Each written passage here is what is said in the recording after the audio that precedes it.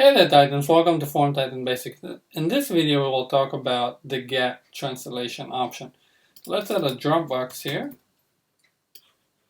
and we will pull in pick list values from Salesforce. So I'm going to hit sync from Salesforce and let's select the account, select the SLA. So the SLA is a drop down, it's a pick list in Salesforce that I've translated. Here is the translation. I've translated in this instance to Hebrew.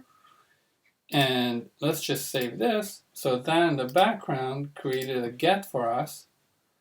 Let's take a look at our get.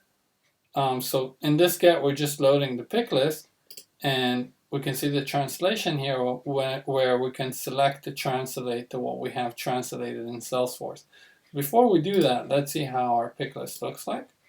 So I'm going to publish this and view our pick list. We get English values without the translation. But what if we want to translate it?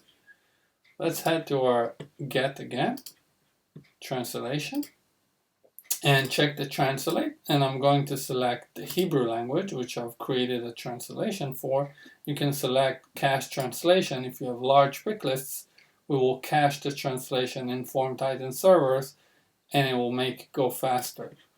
So let's apply and save. And I'll refresh this, and here we have it. We have the translated pick list according to what we've translated in Salesforce.